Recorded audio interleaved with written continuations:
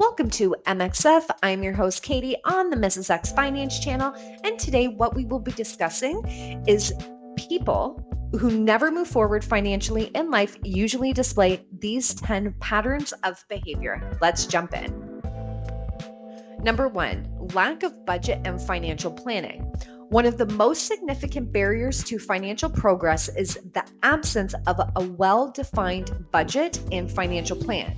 Without a clear understanding of income and expenses, individuals are likelier to engage in uncontrolled spending, leading to a lack of savings and potential debt accumulation. So, what does this mean? Start getting financial goals in order for 2025 onward. They can start short, and then you can get into the long term. I am a huge fan of Dave Ramsey. I think what he and the Ramsey Solution team has put together is absolutely amazing, and it is so easy to follow. Number 2, impulse spending and lack of self-control. Impulse purchases can quickly derail financial stability, often leading to overspending and a lack of savings.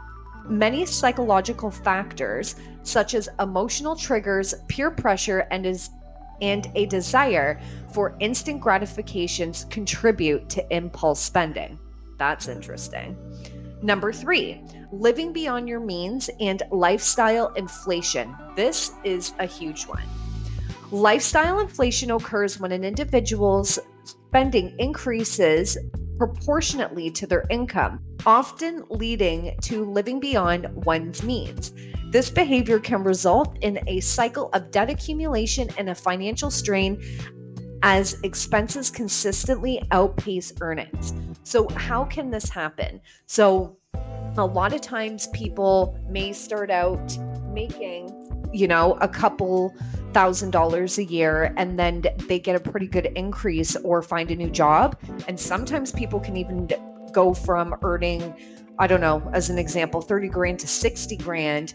And then they're just spending uncontrollably because they're like, oh my gosh, I have all this extra money. So instead of coming up with a plan for the, double the income that they initially had, they are sitting there spending the money's not going to end. But then unfortunately, what happens there is then they start incurring more debt because they think they're going to be able to pay it off, but they don't end up usually doing that.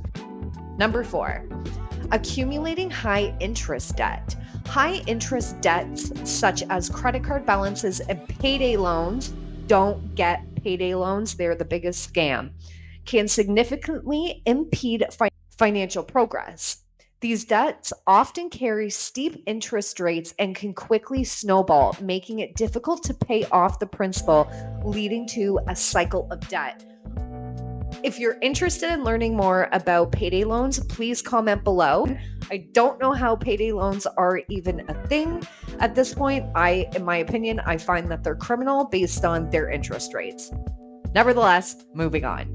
Number 5, lack of financial literacy. Financial literacy is crucial in personal finance management, equipping individuals with the knowledge and skills to make informed financial decisions. A lack of financial education can lead to poor investment choices, susceptibility of scams, which is huge, and difficulty navigating complex financial products and services. So, for the scam part, I just want to touch on that one because I find even that can also fit into the poor investment choices. Really think if you are about to invest in something, if that is money that you are, in a sense, willing to lose, if that is the case. And for the scam portion of it, that old saying goes, if something is too good to be true, it usually is. So always keep that in mind when you're investing, or go ahead and seek out a good financial planner. Now, the other thing that I do want to note on that part is I remember hearing something on the Dave Ramsey show about signing authority.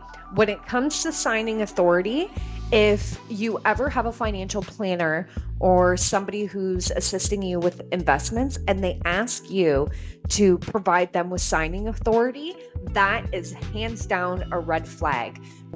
When you give signing authority, that also means that they can pull the money out as well.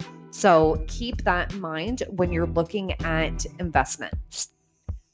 Number 6, absence of an emergency fund. So what is an emergency fund? An emergency fund is essentially it's a safety net. So it's providing you a buffer against unexpected expenses such as medical bills, car repairs, or mainly job loss. Without an emergency fund, individuals are more vulnerable to financial shock that can derail the progress and lead to debt accumulation. So, this wasn't in the article that I was reading, but this is something that I've always heard from Dave Ramsey, because again, huge fan of Dave. Start with $1,000 and pay off your debt. Once you've completed that, then start to save 3 to 6 months of living expenses. Number 7, neglecting long-term financial planning and investing. Failing to plan for retirement and long-term financial goals can have serious consequences later in life. Many people put off investing or saving for retirement, believing that they have plenty of time to catch up. The power of compound interest means that starting early and investing consistently can make a significant difference in the long run. And this is so true. So, how many years ago was it?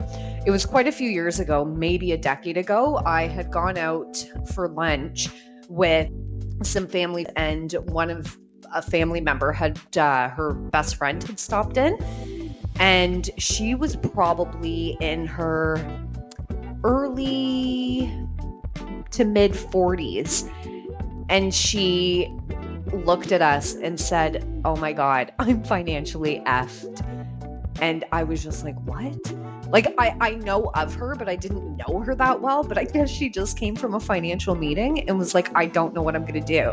Like, I'm this age, I have so much debt. And now they're telling me in order to catch up, I would have to save at least $1,800 a month to be financially comfortable. And she was really freaking out. Like, I mean, like the look in her eyes, like I felt so bad for her. So start investing as soon as humanly possible. Number 8, succumbing to financial pressures and comparisons. Social pressures and comparisons can lead to unnecessary spending and financial strain as individuals feel compelled to keep up with their peers' lifestyle and purchases.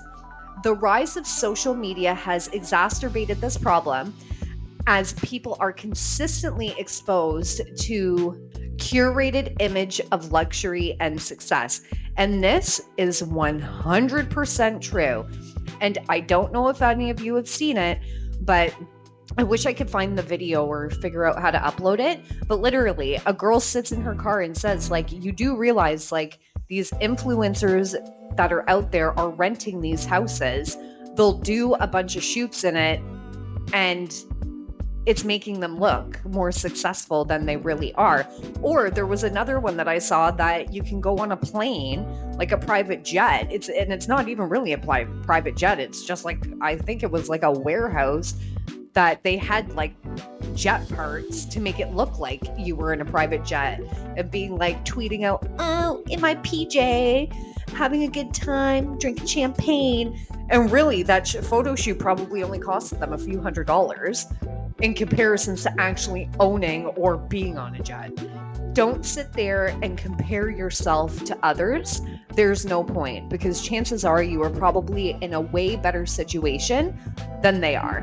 Number 9, avoidance of financial responsibility and denial.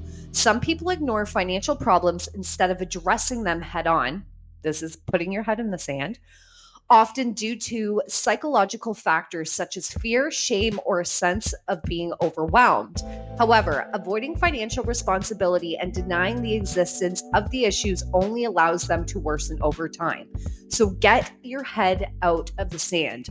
For starters, if you don't know where to start, grab a sheet of paper or go onto your phone and start looking everywhere. You could pull a credit report from TransUnion or Equifax and start looking to see who it is that you owe, and start from the least expensive debt and work your way up. That is called the snowball method.